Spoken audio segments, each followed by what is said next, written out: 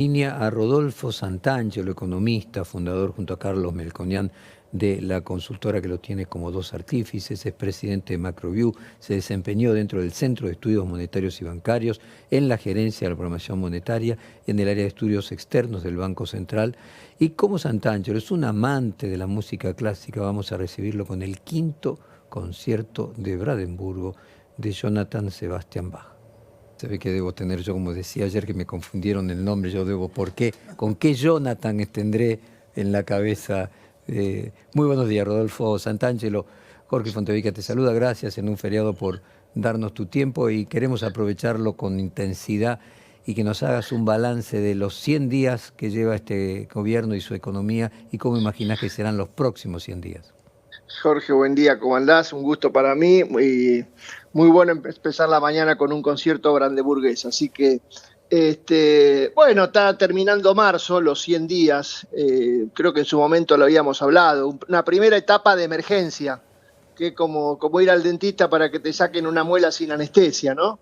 Un drástico programa, un sobreajuste fiscal, cambiario, monetario, un sobreajuste monetario que el macroeconómico que el presidente decidió implementar como si quisiera todas las malas noticias de entrada.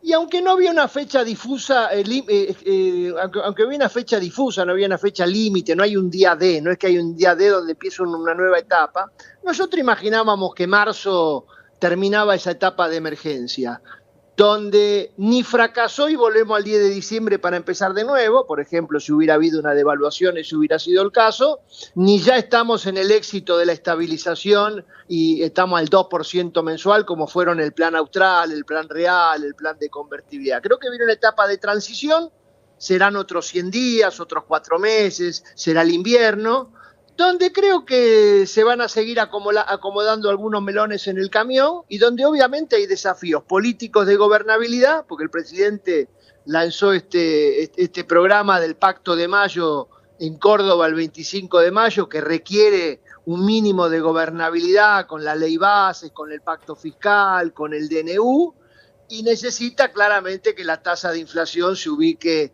en un dígito alto, pero un dígito al fin. Obviamente esto tuvo resultados rápidos en algunas áreas, por ejemplo, se acumularon reservas, se tiene superávit fiscal, y resultados muy duros en otras áreas como la recesión, la caída de los ingresos reales de la gente. Entonces ha sido una etapa durísima, de emergencia, muy brava, la paciencia social de la gente está bien hasta ahora, y bueno, la segunda etapa va a ser clave que empiece a haber un poquito más de horizonte, de gobernabilidad, de diálogo, de consenso, porque esta ha sido una etapa muy turbulenta, ¿no? Aunque sea una pregunta muy esquemática, ¿qué nota le pondrías del 1 al 10 estos primeros 100 días? A mí me cuestan tanto esas cosas, porque, qué sé yo, viste, no, hay que tener en cuenta regular, el bueno, contexto. malo. No lo sé.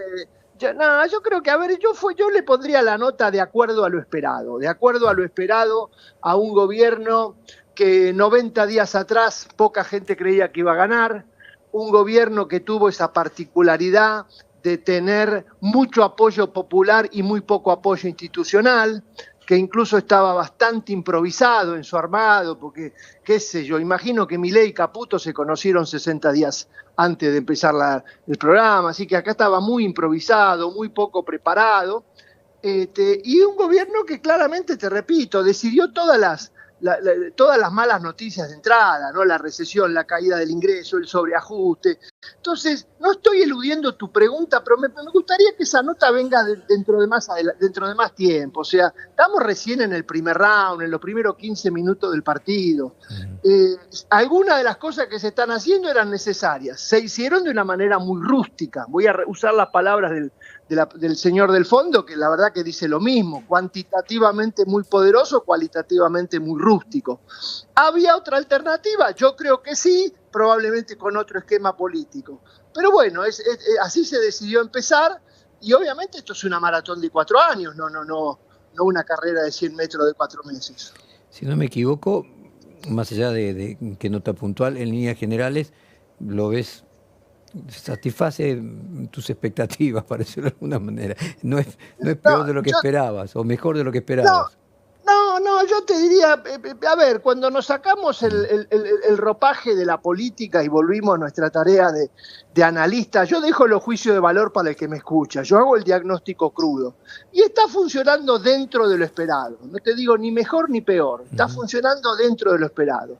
Te repito, un análisis muy salvaje, muy rústico, poco preparado, con sobreajuste, doloroso, pero bueno, es lo que el presidente decidió dado su andamiaje institucional, su poca representatividad institucional que tenía.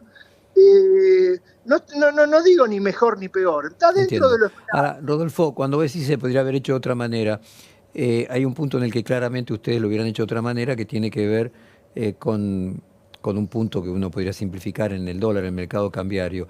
Que el dólar hoy cueste lo mismo que costaba en diciembre, después de haber tenido esta cantidad de inflación que tuvimos, demuestra que hubo una devaluación exagerada cuyo objetivo casualmente era que agregar inflación a la inflación alta que teníamos para generar inflación.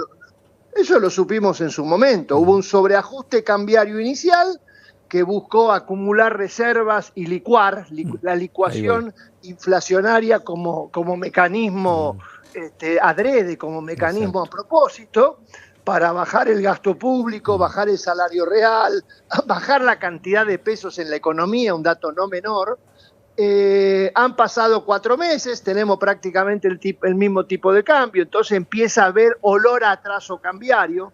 Yo te diría, no es que la foto de hoy es grotescamente atraso cambiario, pero si seguimos 3-4 meses así, va a haber un tipo de cambio inadecuado. Entonces, por eso digo, primera etapa, segunda etapa. Si la segunda etapa se pretende que sea idéntica a la primera, vamos a tener problemas. Porque acá lo importante es el horizonte de largo plazo. Si se enamoran de los instrumentos elegidos, del crawling peg, de la licuación inflacionaria y de este tipo de cosas, que está dando los resultados esperados, ni mejores ni peores, en 4 meses tenemos problemas. Ahora, es lo que hoy todavía no se ve, el empalme.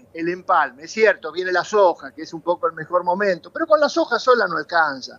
Entonces, la ley bases va a ser importante, a ver cómo se negocia, qué sale en esta negociación semi-extorsiva que tenemos entre gobierno nacional y gobernadores.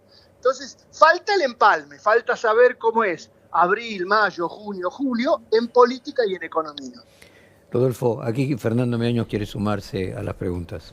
¿Qué tal, Rodolfo? Buen día. En ese diagnóstico crudo que nos ofreces, te quiero preguntar por 2 cosas puntuales. Uno, ¿qué pasa hoy con el dólar? ¿Cuánto le queda a lo que ya ganó con la devaluación de diciembre? Y 2, ¿qué pasa con los pasivos remunerados del Banco Central? Digamos, ¿cuánto hizo la licuadora y cuánto queda por delante? Al tipo de cambio, lo que te decía recién, ya estamos entrando en alerta amarilla. El tipo de cambio en 8.50 más las cositas que hay de impuesto país y de blend, de que el exportador puede vender 20% en nuestro mercado, empieza a ponerse en alerta amarilla. Vamos a tener un comportamiento claro a partir de abril-mayo, que es qué hace el productor de soja. El productor de soja va a tener una muy buena cosecha por las cuestiones climáticas y tiene precios internacionales regulares. Entonces, si el productor agropecuario vende, este programa gana oxígeno. Si se demora, y bueno, empieza la luz amarilla a titilar más fuerte. Los pasivos remunerados están dentro del mismo esquema, se han licuado. O sea, la mejora del balance del Banco Central es la licuación de los agregados monetarios. Hoy tenemos una cantidad de pesos en la economía mínima histórica desde la hiperinflación. Nunca hubo tan pocos pesos en términos reales. A ver, pregunta, ¿qué es un objetivo deseado para poder ir camino a esa pseudo-dolarización, competencia de monedas? ¿O es un punto de partida inicial para después recomponer la confianza y que el peso resucite? Entonces ahí hay un tema donde la política económica por ahora sigue siendo muy confusa. La licuación ha jugado un rol, la licuación ha jugado un rol central en todo esto, por eso lo llamé el dentista que no te pone anestesia. Ahora bien, en ese plano tu diagnóstico se compone, decías, estamos en el empalme, pero todavía no sabemos bien en el empalme con qué, es decir, el plan de estabilización, el plan posterior a este plan de shock que tuvo Milei en los primeros 100 días, todavía no se conoce. No, el plan de estabilización todavía no se conoce, quizás no venga, quizás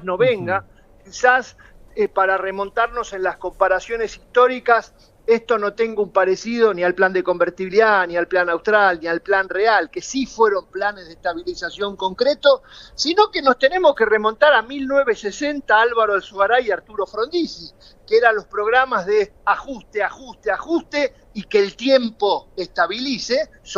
La experiencia nos dice que son más costosos. Obviamente, si vos tenés ajuste fiscal, ajuste monetario y dominás el mercado cambiario, la tasa de inflación algún día va a bajar. Entonces, la calidad del programa requiere saber, cuando la inflación baje, con qué nivel de actividad, muy recesivo, reactivante, con qué poder adquisitivo del salario, con qué tipo de cambio, con qué consistencia política. Bueno, eso es lo que todavía hoy no está claro. Entramos a esta segunda etapa de transición, camino al pacto de mayo que anunció el presidente, a lo que salga del Congreso en abril o mayo, y obviamente a lo que pasa en política económica, donde más de lo mismo no sería bueno. Ahora bien, en este plano, vos decías recién, todo el plan fue dentro de lo esperado. ¿Qué ves en la reacción del resto de los actores? Sobre todo, ¿qué ves en la reacción de la calle? ¿Y qué ves para el futuro de este plan, de seguir con el ajuste, lo que hizo hasta ahora en materia política el gobierno de Milei, el vínculo con el Congreso, gobernadores, etcétera? Yo separaría la calle, la política y las empresas. La gente sorprendentemente, digamos, como que está tolerando esta situación, porque, a ver, no hay manifestaciones sociales todos los días, no hay 1 millón de jubilados en la calle, empezaron las clases, o sea, la gente está expectante o resignada, usá la palabra que vos quieras. La política tiene que mostrar en abril, mayo, y cuando digo la política es oficialismo, Congreso, gobernadores, hasta justicia, que se logra un acuerdo con forceps, como sea, para que ley ómnibus algo salga. Tiene que haber algo que muestre que el país está queriendo salir de esta emergencia. En el sector empresario hay mucha preocupación porque la recesión es muy fuerte. Esta es la recesión más fuerte que tenemos desde 2009. Es una recesión exageradamente fuerte. Es cierto, había algunas actividades artificialmente sobreexpandidas, pero vos tenés una caída del consumo en actividades industriales, en comercio, en transporte, en turismo, en las actividades que miden la sensación térmica de la calle muy fuerte. ¿Te sorprende la actitud de cada uno de estos tres sectores, de la calle, del sistema político y de los empresarios? ¿Te sorprende? Déjame que te profundice la pregunta, que los empresarios sigan apoyando a pesar de la enorme recesión que tienen, que la calle no reaccione de la manera que a lo mejor hubiera sido imaginable con mayor resistencia, y que el sistema político todavía no se haya podido poner de acuerdo en un sistema de acuerdos mínimos?